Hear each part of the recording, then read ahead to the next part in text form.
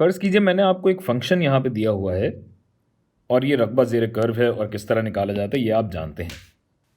लेकिन मैं अगर आपसे कहूँ कि जी आप फ़ंक्शन x जो है ना एफ ऑफ एक्स नहीं चाहिए मुझे, f of x minus c d x का इंटीग्रल चाहिए और यही a और b के बाउंड्स में या हुदूद में।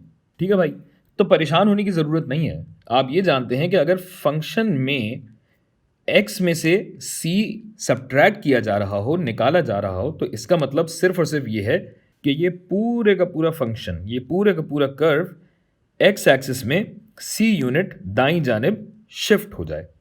यानी ये जो फ़ंक्शन था, ये फ़ंक्शन वैसे का वैसे ही हो, बस इसको उठा के आप c यूनिट आगे कर दीजिए। फ़र्ज़ कीजिए कि ये यहाँ तक आ जाता है।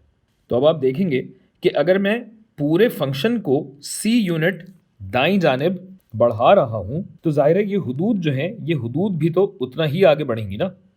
यानी यही रकबा अगर मैं हरे वाले ग्राफ पे निकालना चाहूँ, तो ये वाला सेक्शन होगा जिसका मुझे रकबा निकालना होगा। और ज़ाहिर है मैंने हाथ से बनाया तो थोड़ा बहुत आगे पीछे, लेकिन बात आप समझ चुके हैं। यानी ये जो a है, ये a भी हो जाएगा a प्लस सी, और b भी जो है तकरीबन यहाँ आ जाएगा, ये भी हो जाएगा b प्लस सी, और रकबा फिर ये वाला मुझे निकालना होगा।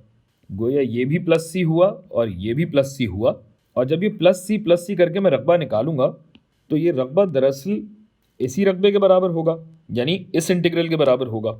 गोया जब मैं फंक्शन को एक्स एक्सिस में शिफ्ट करता हूँ तो ज़ाहिर है मेरे रकबे पे कोई असर नहीं पड़ेगा और रकबा मेरा जूं का तूं रहेगा।